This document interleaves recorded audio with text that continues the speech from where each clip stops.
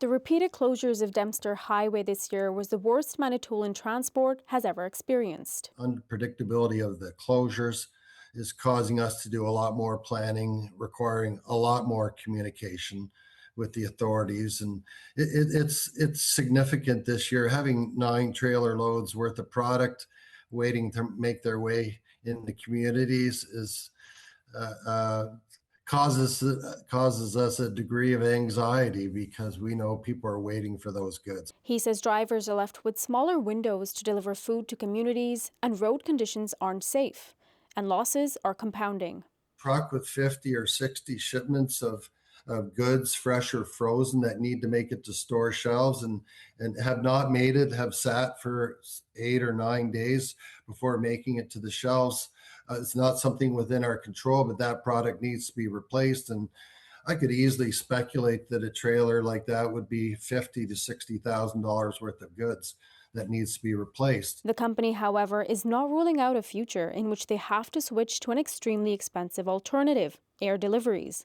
The government's infrastructure department says it's forecasting infrastructure needs based on data and the rising cost of maintenance.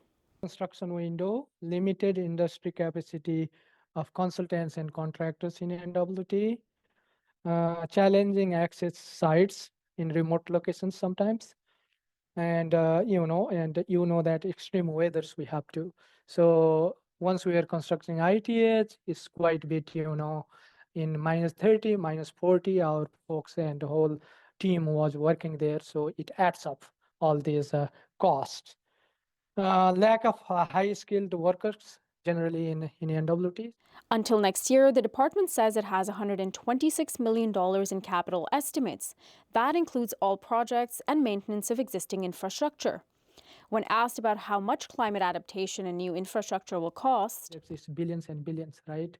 If you include Mackenzie Valley Highway, it's several billions.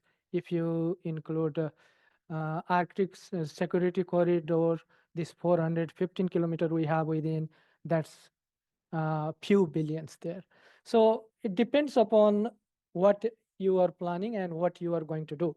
So generally, money-wise, we are also in a struggle. the GNWT says it's looking at the federal government for that money. A spokesperson for Environment and Climate Change Canada directed CBC News to its national adaptation strategy and said it has invested billions of dollars in communities across the country since 2015, but did not say how much of that is committed to the NWT. Saloni Pugra, CBC News, Yellowknife.